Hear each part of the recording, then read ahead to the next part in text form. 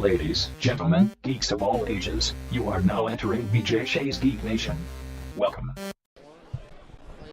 This is a great sort of steampunky genre vibe called Victorian Masterminds. It's a pretty awesome game, Vic. Basically, the theme is Sherlock Holmes is missing, so that means all of the evil, diabolical masterminds have a chance to capture all of the great cities and buildings of the world and basically just hatch their nefarious plans. Also, we get to try to build our infernal machines because these infernal machines will help us cast our nefarious plans. We are actually in Vegas, Las Vegas, at the wonderful Westgate Hotel for Dice Tower West. This is a great board game convention. And there's a lot of conventions and it talks about board games and everything, but Dice Tower is really awesome because they make sure that when you come here, there are plenty of places for you to play, and it's absolutely free. Once you pay your price to get in, you get to sit down and play.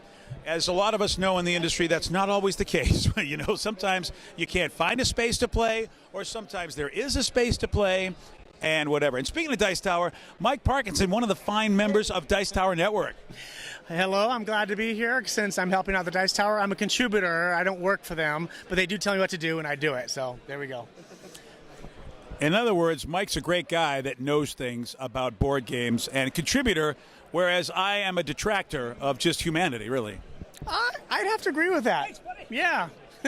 No, there's board games. I mean, this is a brand new board game that Josh is going to show me how to play. It's amazing looking, and any board game that looks good is worth playing at least once. So I hope that it's as good as it's going to be, as it looks, because it's amazing. So yeah, and it's so surprising because they have so many great components, and you just don't expect that from a company called CMON. They never make games with great components. Yeah, I'm glad they got away from the paper stuff and started actually making real stuff. It really is about time these guys put some serious work into the components of their games. And they finally got a designer who knows how to design games. Eric Lang and Anton Booza.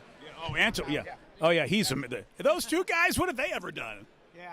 Yeah, it's really, I mean, obviously we're being facetious, but yeah, both those designers and CMON really, this is the cool, yeah, and this is the cool thing about board games now, because people always ask us, and Mike, you hear this too, I even saw somebody who had a shirt on that said, no, it's not like Monopoly.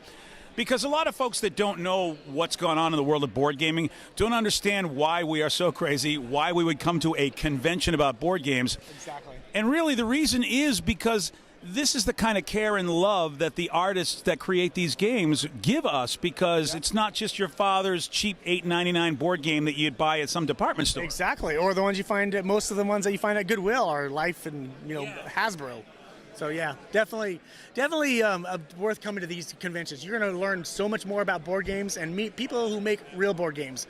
You never see Hasbro here. You never see these big companies here because they don't care about us. Guess what? We make much better games than they do. That's why we're here. Yeah, and this is a perfect example. CMON is really one of the high-quality contributors in the world because of the fact they do give us games that just feel good, and there's a lot deeper strategy to the games. I mean, just the idea that if you like steampunk, I mean, these cogs that we get to do with all these steampunky characters that are on there, it's really, really a lot of fun. And this is why we come to conventions like this, because Dice Tower is a great supporter as well as a great reviewer with lots of great video content, podcast content, and those guys have been loving games for years. And, well, they put on a big party so we can enjoy what they love and we love. Yep.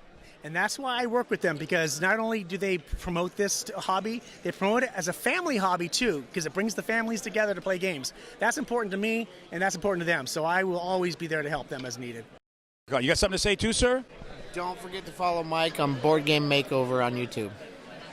Thank you. I do. This is going to be a very difficult game to make over because it's amazing. So it'll be other games that aren't as amazing.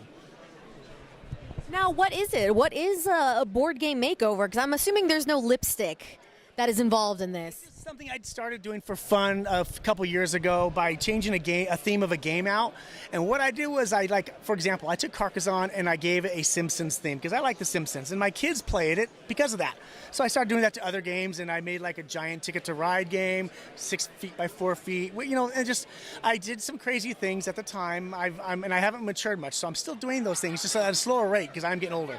But for the most part, I will always look at a game and try to figure out a better way to make it better by theme, artwork, or components. Those are usually the three things that could be improved. Well, Mike, thank you for hanging with us, buddy, and thank you for all you do as well, because you're a big contributor to what makes this business good. You guys did a great job. And podcast and everything you talk about and all the pop knowledge, way beyond me. wow.